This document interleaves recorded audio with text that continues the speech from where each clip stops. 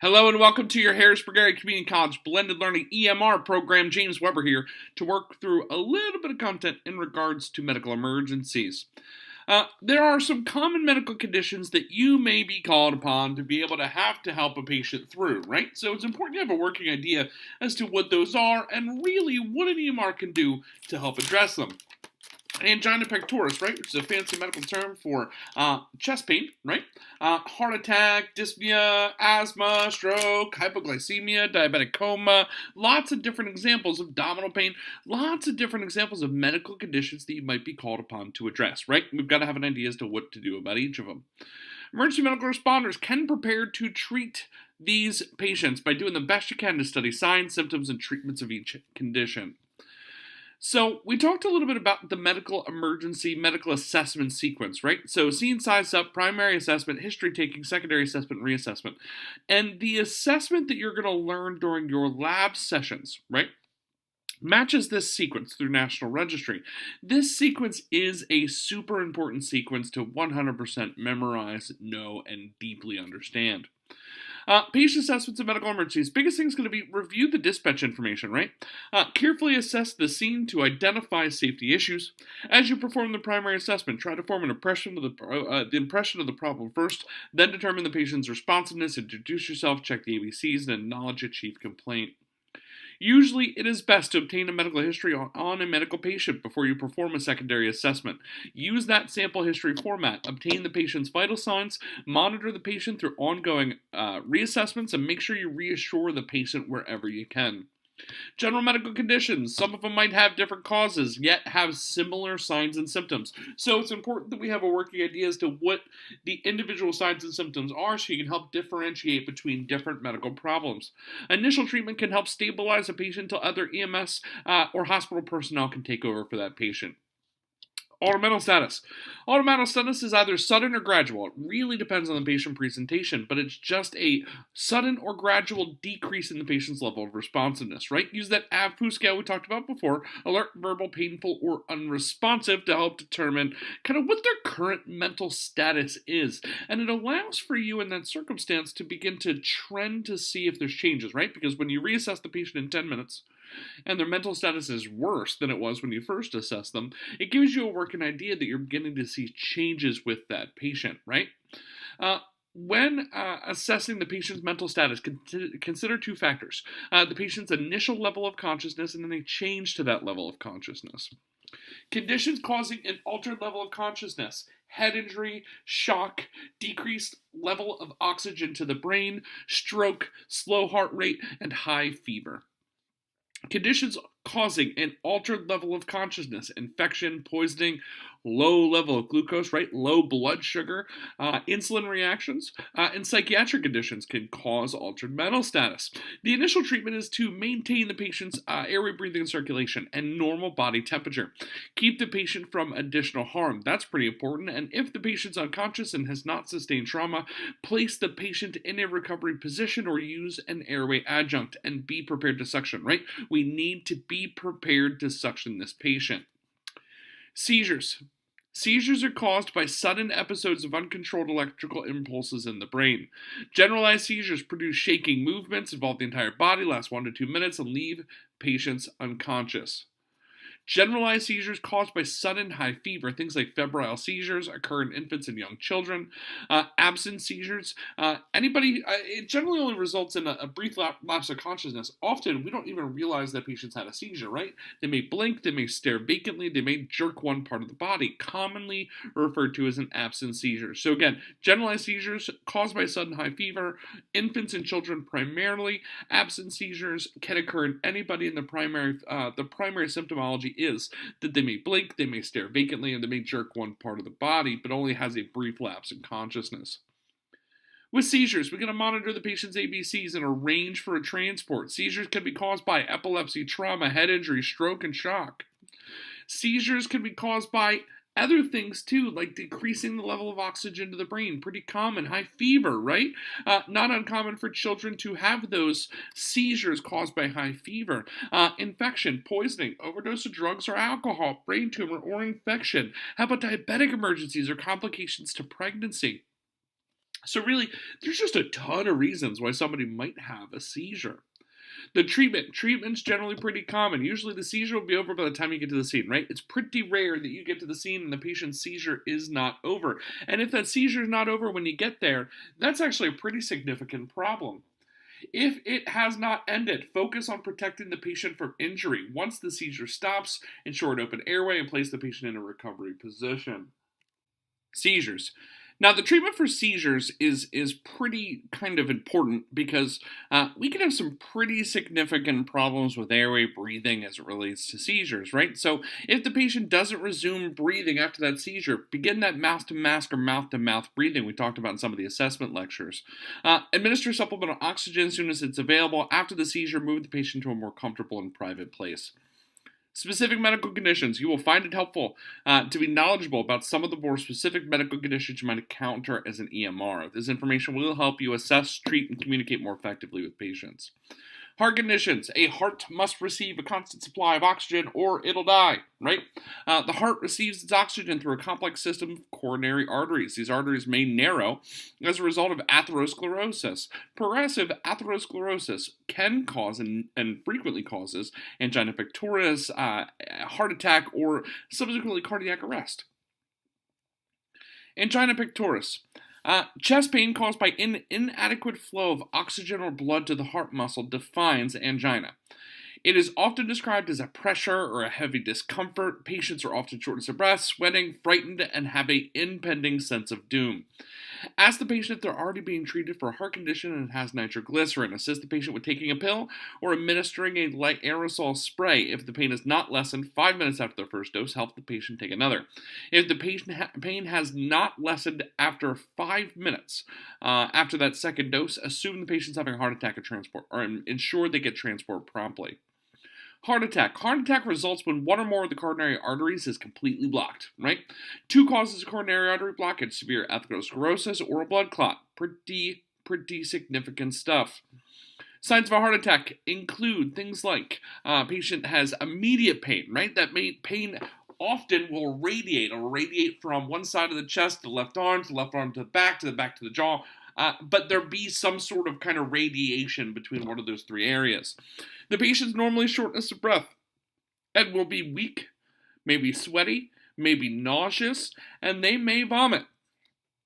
If the blocked area is critical or large, the heart may stop completely.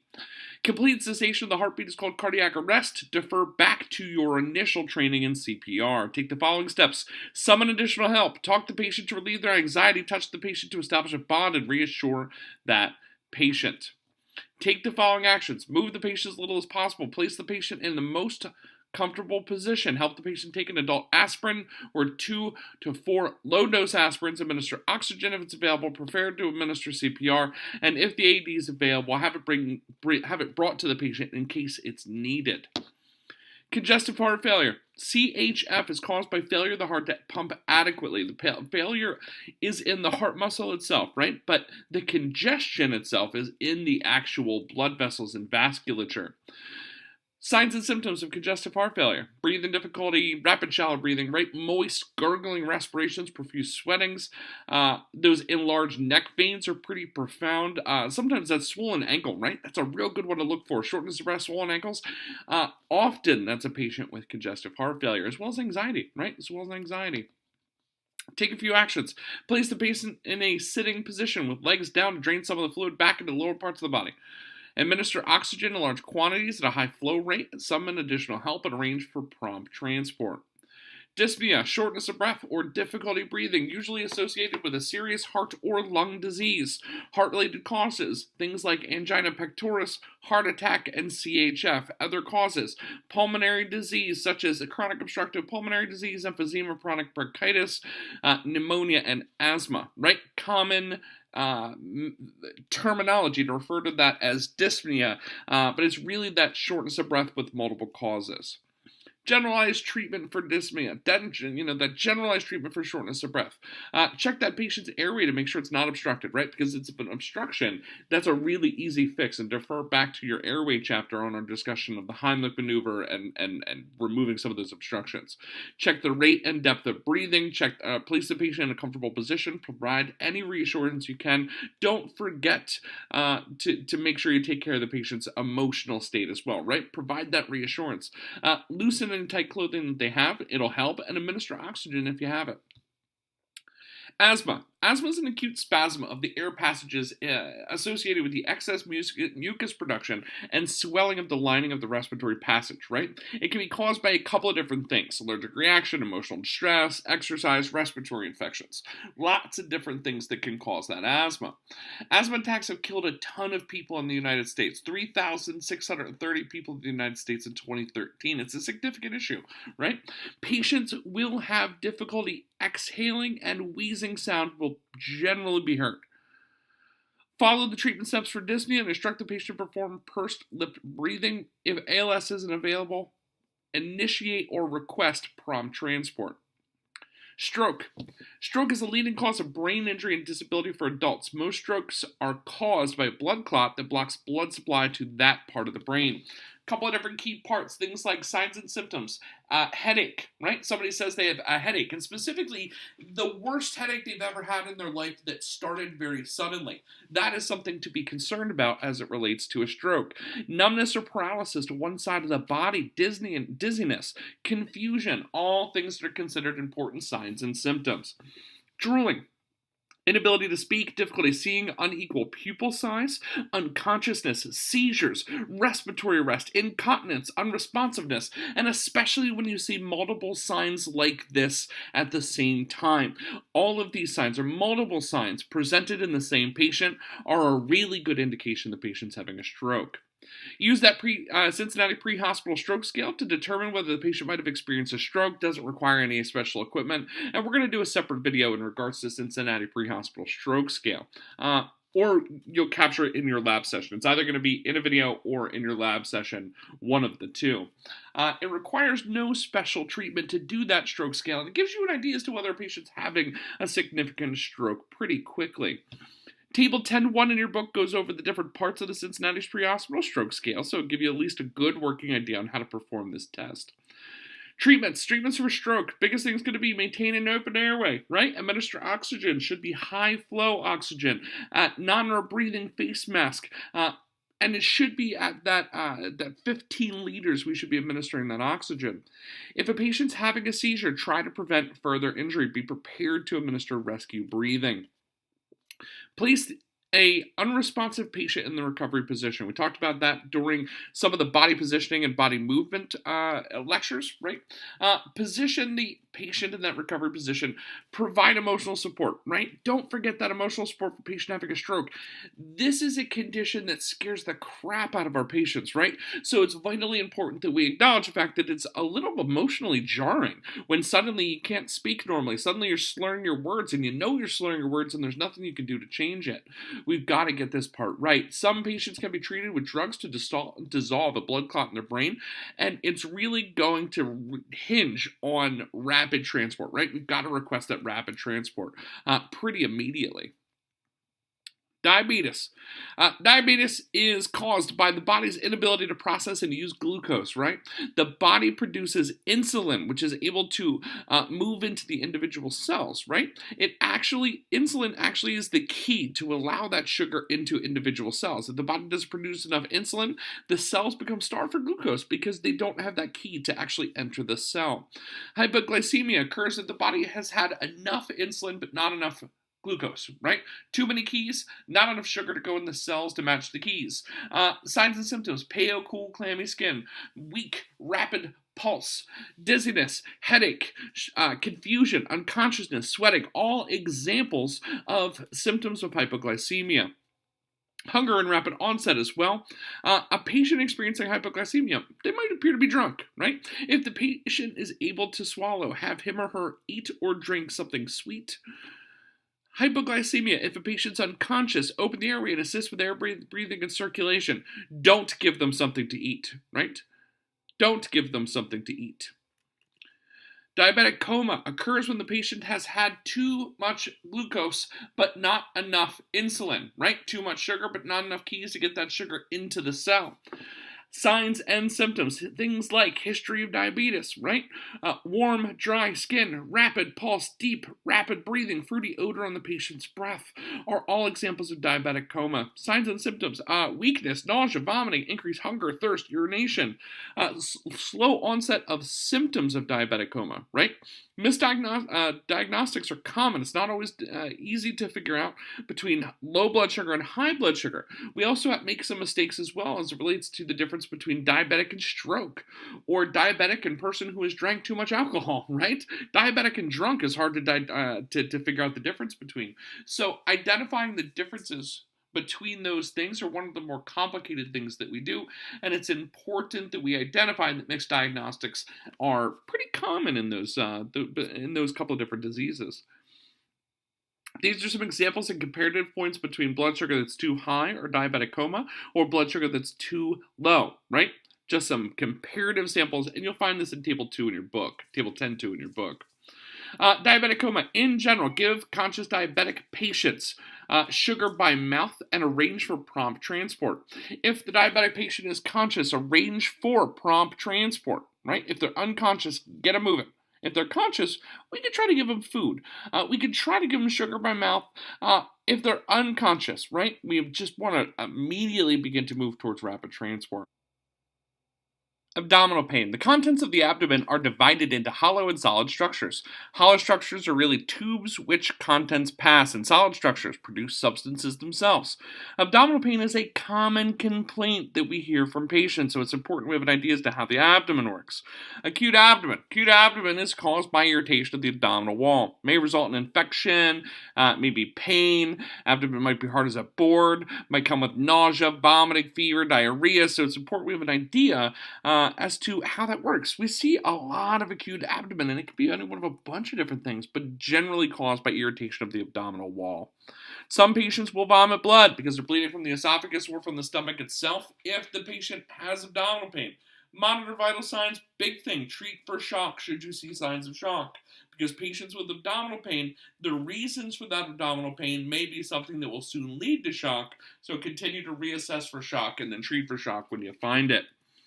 Abdominal aortic aneurysm is just a cause of acute abdomen, right? It's when one of the layers of the aorta becomes weakened, right? And it can actually blow, and the amount of blood that's in the aorta itself, when somebody blows a AAA, they generally do not survive. It can be a very life-threatening situation for a patient. Risk factors: beatus, high blood sugar, high blood pressure, right? Atherosclerosis and heavy smoking makes you absolutely 100% a significant candidate for abdominal pain.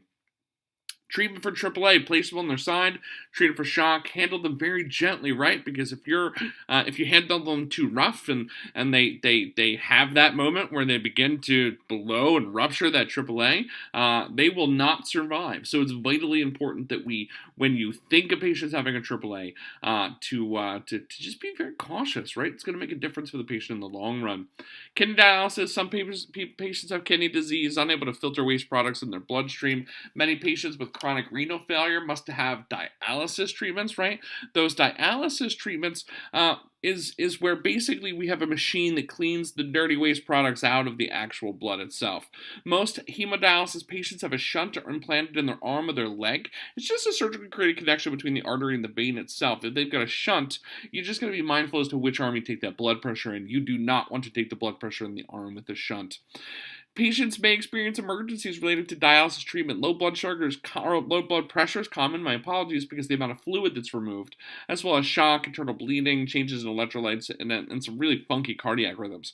It is pretty important to just be mindful of what dialysis is and how it can affect your patient. So pay attention to that section of the chapter. A quick summary of what we discussed. General medical conditions may have different causes, yet result in similar symptoms. Usually, it's best to collect a medical history on the patient experiencing a medical problem before you perform the physical examination. Altered mental status is a sudden or gradual decrease in the patient's level of responsiveness. When assessing a altered mental status patient, use the alert, verbal, painful, or unresponsive scale. Seizures are caused by sudden episodes or uncontrolled electrical impulses in the actual brain itself. Specific medical conditions include angina, heart attack, congestive heart failure, dyspnea, stroke, hypoglycemia, diabetic coma, and abdominal pain. It's a bit of a rundown on your chapter on medical emergencies. Should you have any questions, reach out to your program coordinator. We appreciate your time, patience, and energy. And as always, we look forward to seeing you at our next discussion. Have a great day.